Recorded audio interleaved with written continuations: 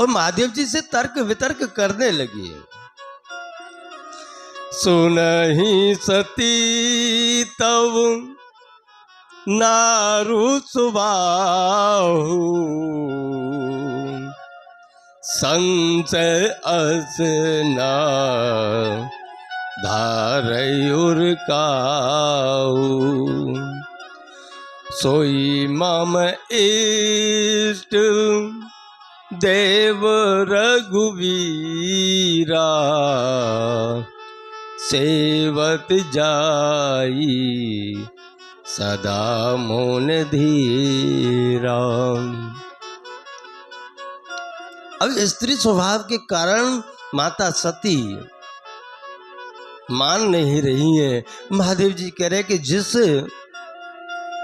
मेरे इष्ट देव को सब ऋषि मुनि ध्यान धरते हैं, पूजते हैं, और जिनको मैं मेरे हृदय में रख करके ध्यान धरता हूं, वही रघुवीर मेरे प्रभु श्री राम है।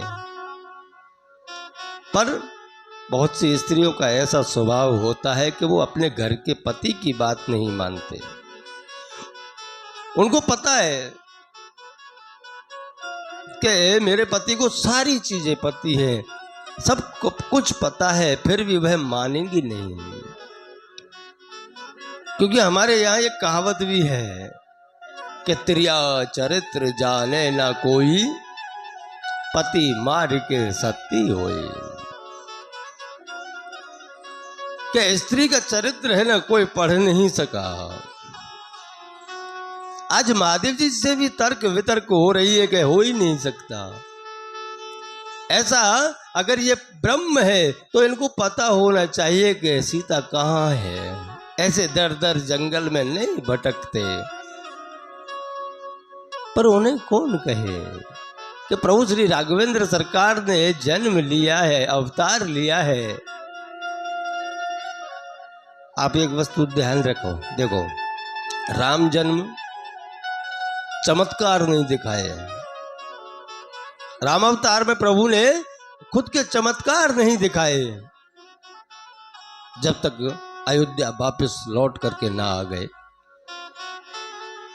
और एक अवतार है भगवान श्री कृष्ण का, जिन्होंने जन्म लेते ही चमत्कार दिखाना चालू कर दिया। यह हमें यही सिखा रहा है कि जिस समय पर जिस चीज की जरूरत पड़ती है उसी का उपयोग करना चाहिए।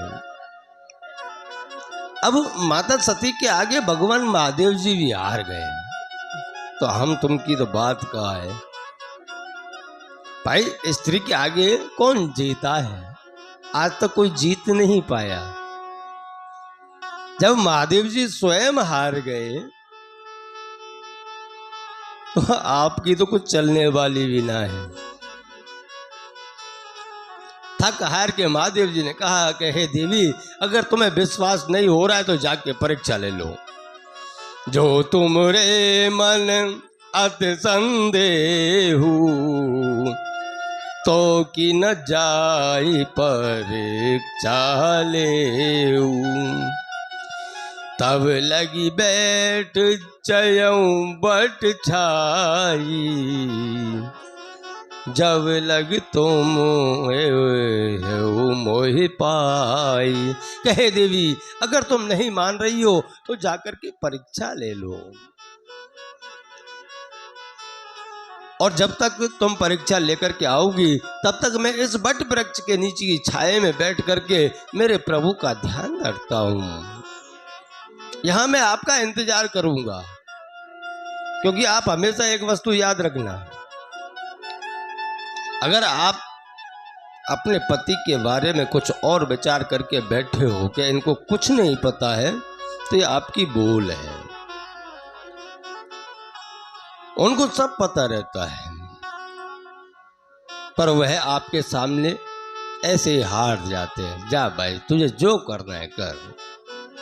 बहुत सी बहनों की आदत भी ऐसी होती है, करना तो उनको उनके मन की है, झूठ मूठ को पूछेंगी आज साग में क्या बना लूं, सामने से फरमाइश आएगी, तुम्हें जो पसंद हो वो बना लो। लेकिन फिर भी वह कही नहीं, आप बताओ। अगर किसी ने कह दिया आलू गोभी का साग बना लो, आलू तो पड़े पर गोभी नहीं है। सामने से फरमाइश आई खीर बना लो, कि चावल तो पड़े दूध नहीं है, पर आप बताओ क्या बनाए। आप जो कहोगे वही बनाऊंगी। सामने से बोलेगा कि अगर ऐसी बात है तो मालपुआ बना लो। सामने से फिर प्रत्युत्तर आएगा, आटा तो है पर घी नहीं है, फिर भी आप बताओ क्या बनाओ। जब तक सामने वाला अपनी पत्नी की मनपसंद चीज तक अपनी बात को नहीं लाएगा, तब तक वह यही उदाहरण देती रहेगी, आप बोलो हम तो वही बनाएंगे, आज के बाद हम अपने मन का कुछ नहीं बनाएंगे।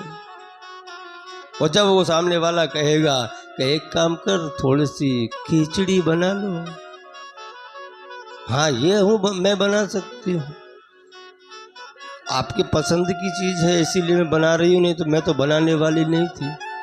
पर उन्होंने डिसाइड पहले ही मन में विचार कर लिया था कि बनानी तो आज खिचड़ी ही है, पर कहलवाना सामने वाले से है। ऐसे ही माता सती ने विचार तो पहले से कर लिया था, पर जब तक भगवान नहीं कहेंगे कि परीक्षा तुम ले लो, तब तक मैं नहीं जाऊंगी। अब माता सती परीक्षा लेने के लिए जा रही है। अब विचार कर रही है कि किस रूप में जाके लूं।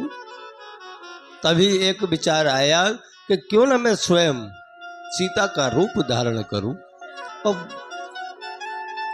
जो ये ब्रह्म होंगे तो मुझे पहचान जाएंगे, अन्यथा जो ये कोई मनुष्य रूप में होंगे तो मेरा हाथ पकड़ लेंगे। यही परीक्षा लेनी है।